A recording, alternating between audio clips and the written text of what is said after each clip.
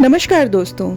आज हम आपको प्रयागराज की एक ऐसी जगह लेकर आए हैं जिसके बारे में बहुत कम लोग जानते हैं। एक ऐसी जगह जहां इतिहास सिर्फ किताबों में नहीं बल्कि दीवारों, मूर्तियों और शिलालेख में आज भी जिंदा है।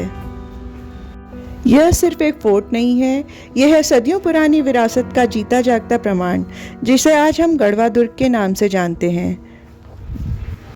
सबसे दिलचस्प बात यह है कि जिस फोर्ट को आज हम देख रहे हैं उसका निर्माण 12 के बघेल राजा विक्रमादित्य ने लगभग 1750 ईस्वी में एक मजबूत पंचकोणीय पत्थर के दुर्ग के रूप में करवाया था। लेकिन इस जगह की कहानी इससे भी कई सौ साल पुरानी है। पुरातात्विक प्रमाण बताते हैं कि यहाँ गुप्त काल के मंदिरों के अवशेष मिले हैं। इतना ही नहीं, यहाँ से चंद्रगुप्त, कुमारगुप्त और स्कंदगुप्त के समय के 7 महत्वपूर्ण शिलालेख भी प्राप्त हुए हैं। आज भी इस परिसर में प्राचीन मंदिरों के अवशेष, शानदार मूर्तियाँ, 2 प्राचीन जलाशय और एक समृद्ध मूर्ति संग्रहालय इस जगह की गौरवशाली कहानी बयान करते हैं। सबसे अच्छी बात यह है कि अब इस जगह को रेनोवेट किया जा रहा है ताकि इस अनमोल धरोहर को लोग फिर से देख सकें और समझ सकें। दोस्तों, अगर आप हमारे चैनल को पहले से फॉलो करते हैं तो आपको याद होगा कि हम इस हिस्टोरिकल फोर्ट पर रिनोवेशन शुरू होने से पहले भी एक डिटेल वीडियो बना चुके हैं। लेकिन आज हम फिर से यहाँ आए हैं ताकि आपको दिखा सकें कि इस हेरिटेज साइट में अब तक कितना बदलाव आ गया है। सबसे ज़रूरी बात यह है दोस्तों कि इस फोर्ट का रेनोवेशन अभी जारी है, काम फेज़ वाइज चल रहा है और यहाँ के लोगों के अनुसार लगभग 1 साल के अंदर पूरी तरह कंप्लीट करने का लक्ष्य रखा गया है। इसका मतलब ये है कि जो खूबसूरती आप अभी देख रहे हैं वो सिर्फ शुरुआत है। आने वाले समय में यहाँ और भी रेस्टोरेशन, विजिटर्स फैसिलिटीज़ और कंजर्वेशन का काम देखने को मिलेगा। तो अगर आप इस फोर्ट का फाइनल और पूरी तरह रेस्टोर्ड रूप देखना चाहते हैं तो हमें फॉलो ज़रूर करिए। तो चलिए बिना किसी देरी के शुरू करते हैं इस अद्भुत हिस्टोरिकल जर्नी को। सबसे पहले बात करते हैं कि यहाँ कैसे पहुँचा जाए। अगर आप प्रयागराज सिटी से आ रहे हैं तो यह हिस्टोरिकल फोर्ट लगभग 40 किलोमीटर की दूरी पर स्थित है। प्रयागराज से बांदा रोड की तरफ सफ़र करते हुए आपको शिवराजपुर चौराहा मिलेगा। यहीं से आपको राइट टर्न लेना है और कुछ ही देर की ड्राइव के बाद आप इस अद्भुत हिस्टोरिकल फोर्ट के प्रवेश द्वार तक पहुंच जाएंगे। पूरा रास्ता काफ़ी सुंदर है और लगभग 1 घंटे में आप यहां आसानी से पहुंच सकते हैं। रास्ते भर विंध्य क्षेत्र की प्राकृतिक खूबसूरती और हरियाली आपके सफ़र को और भी यादगार बना देती है। यहाँ का nearest railway station Shankargarh railway station है, जहाँ से आपको लोकल ऑटो या टैक्सी भी मिल सकती है। जैसे ही हम मेन फोर्ट के गेट पर पहुँचते हैं, सबसे पहले जो चीज़ नोटिस होती है वो है इसका कम्प्लीटली ट्रांसफॉर्म एंट्रेंस। पहले यहाँ सिर्फ टूटी हुई दीवारें और झाड़ियाँ नज़र आती थीं, लेकिन रेनोवेशन के बाद पाथवेज, बाउंड्रीज और एंट्री एरिया को काफ़ी सुंदर बना दिया गया है। यहाँ की सफाई भी पहले के मुकाबले बहुत अच्छी है। अगर आपने इस फोर्ट की पुरानी फ़ोटोज़ देखी होंगी तो आज का बदला हुआ रूप देखकर आप भी सरप्राइज हो जाएंगे। दोस्तों, गढ़वा फोर्ट विंध्य रीजन के उन पुराने फोर्ट्स में से एक माना जाता है जो इस पूरे एरिया की सुरक्षा और प्रशासन के लिए बनाया गया था। ये फोर्ट एक स्ट्रैटेजिक लोकेशन पर बना है जहां से आसपास के इलाके पर आसानी से नज़र रखी जा सकती थी। कई राजवंशों के समय इस फोर्ट का इस्तेमाल हुआ और समय के साथ साथ ये धीरे धीरे अपनी चमक खो बैठा। कई दशकों तक मेंटेनेंस न होने की वजह से यह फोर्ट खंडहर में बदल गया, लेकिन अब हेरिटेज कंजर्वेशन के माध्यम से इसे दोबारा जीवित करने की कोशिश की गई है और इसी वजह से लोग यहाँ फिर से फोर्ट को देखने आ रहे हैं।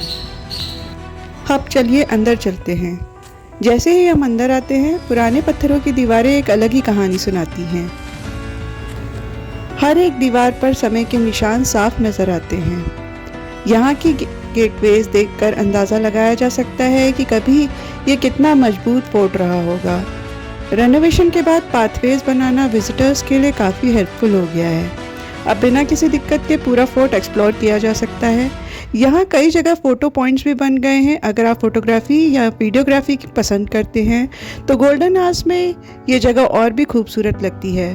फोर्ट के ऊपर से आसपास का नेचुरल लैंडस्केप देखना एक अलग ही एक्सपीरियंस है। दूर तक पहाड़ियाँ, जंगल और खुला आसमान, ये सब मिलकर इस जगह को और भी स्पेशल बना देते हैं।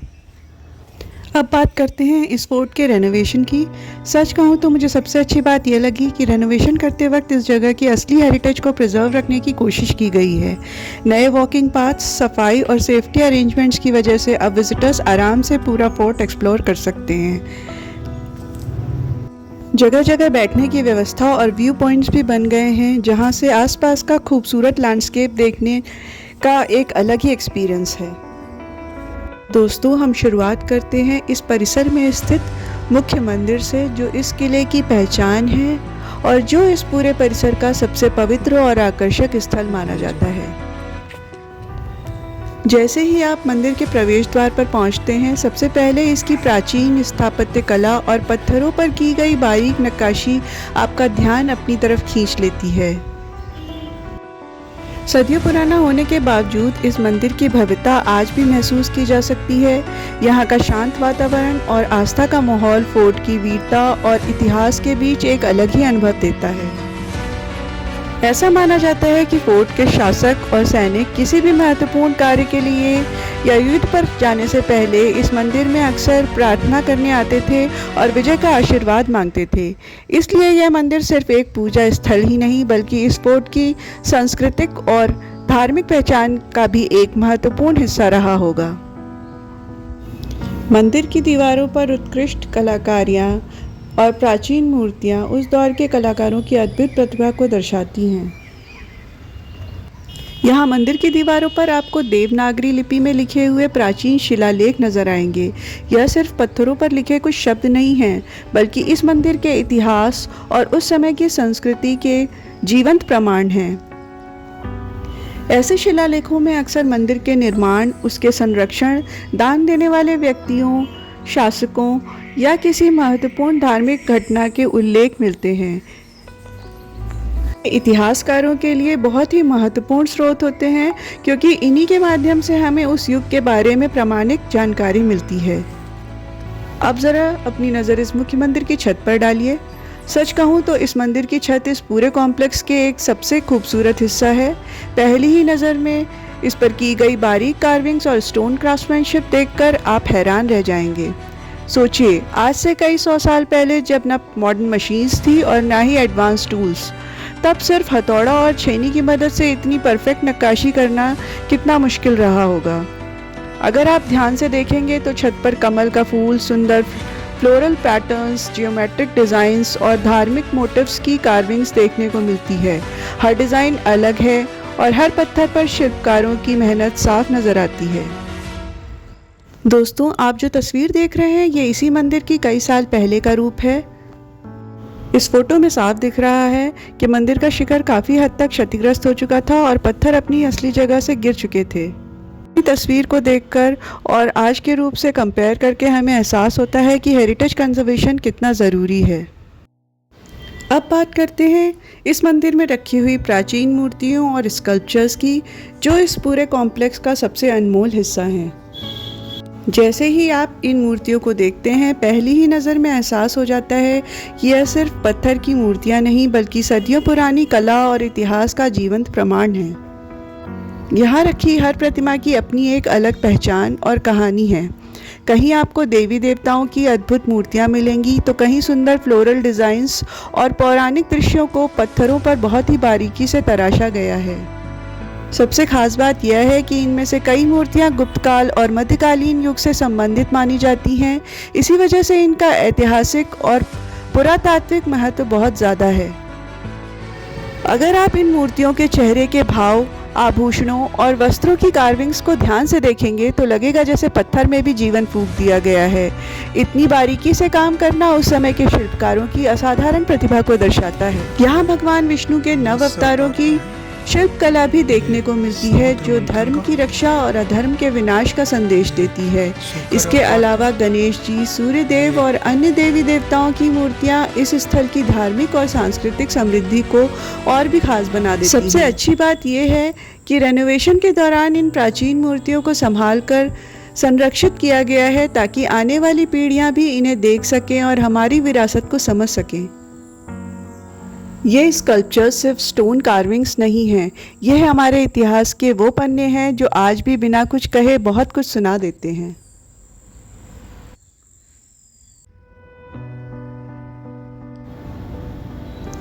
अब हम खड़े हैं इस प्राचीन सूर्य मंदिर के सामने, और अगर आप इस मंदिर की दीवारों और स्तंभों को ध्यान से देखें तो यहाँ बनी हुई स्कल्पचर्स वाकई देखने लायक हैं।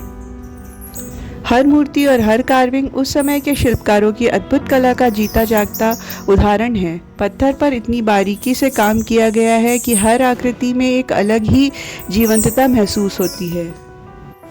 यहाँ आपको सूर्यदेव से जुड़ी प्रतिमाएं, सुंदर फ्लोरल पैटर्न्स, बेल बूटे और कई धार्मिक आकृतियाँ देखने को मिलती हैं। कुछ स्कल्पचर्स में देवताओं के आभूषण, मुकुट और वस्त्रों की कार्विंग्स इतनी सूक्ष्म है कि लगता है जैसे पत्थर नहीं बल्कि किसी कलाकार ने कैनवस पर अपनी कला उतार दी हो। सूर्य मंदिर की स्कल्पचर्स हमें सिर्फ धार्मिक आस्था ही नहीं बल्कि उस समय की टेम्पल आर्किटेक्चर और स्कल्पचर्स आर्ट की उच्चता भी दिखाती है। ये बताती है कि हमारे पूर्वज सिर्फ मजबूत मंदिर ही नहीं बनाते थे बल्कि हर दीवार और हर स्तंभ को एक कलाकृति बना देते थे। अब हम पहुंच गए हैं इस फोर्ट के एक और बहुत ही इंटरेस्टिंग हिस्से में। यहाँ मौजूद 2 प्राचीन बावड़ियाँ यानी स्टेप वेल्स। पुराने समय में बावड़ी सिर्फ पानी जमा करने का साधन नहीं होती थी बल्कि पूरे फोर्ट की लाइफलाइन हुआ करती थी। चाहे गर्मी का मौसम हो या युद्ध का समय, इन बावड़ियों में संग्रहित पानी फोर्ट के अंदर रहने वाले लोगों और सैनिकों की ज़रूरतों को पूरा करता था। सबसे खास बात जो मुझे यहाँ देखने को मिली कि हर बावड़ी के साथ में एक रूम जैसी संरचना बनी हुई है जो शायद उस समय के चेंजिंग रूम की तरह यूज़ होते होंगे। इतिहासकार मानते हैं कि इन कमरों का इस्तेमाल नहाने या धार्मिक क्रियाओं के बाद कपड़े बदलने के लिए किया जाता होगा। यह उस समय की सोच और प्लानिंग को दिखाता है कि पानी की व्यवस्था के साथ साथ लोगों की सुविधा का भी पूरा ध्यान रखा जाता था। अगर आप इन पत्थर की सीढ़ियों को देखें तो महसूस होगा कि कितनी मजबूत इंजीनियरिंग के साथ इन्हें बनाया गया था। सदियों बाद भी इनकी रचना हमें उस दौर की कला और तकनीक की याद दिलाती है, और ये बावड़ियाँ हमें बताती हैं कि उस समय वाटर कंजर्वेशन कितना महत्वपूर्ण था। अब बात करते हैं इस फोर्ट की सबसे खास बात की, इसका सिक्योरिटी और डिफेंस सिस्टम, जो अपने समय के हिसाब से किसी इंजीनियरिंग मास्टरपीस से कम नहीं था।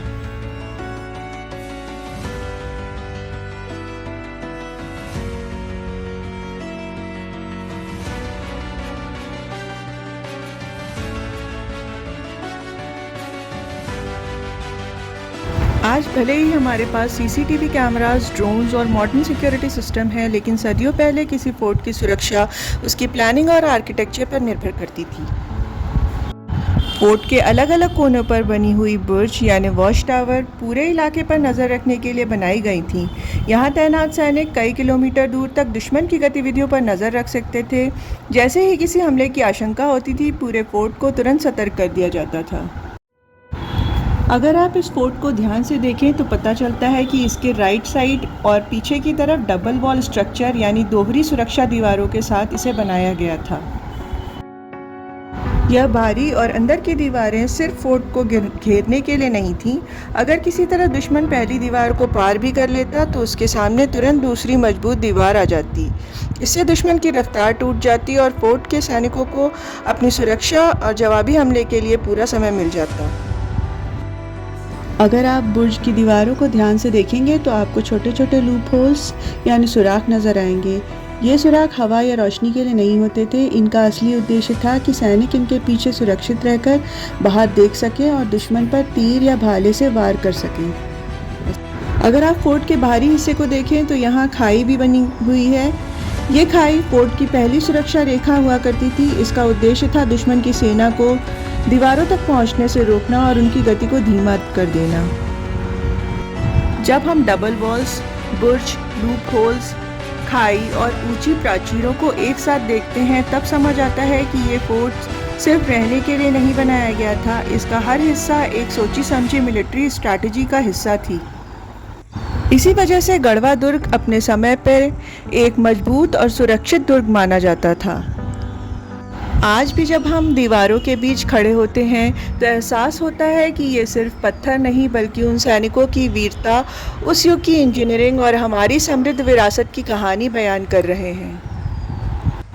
तो दोस्तों, आज की हिस्टोरिकल जर्नी में हमने देखा कि कैसे एक सदियों पुरानी विरासत आज फिर से अपनी पहचान बना रही है। उम्मीद करती हूँ कि आपको प्रयागराज की इस अनमोल हिस्टोरिकल हेरिटेज की ये जर्नी पसंद आई होगी।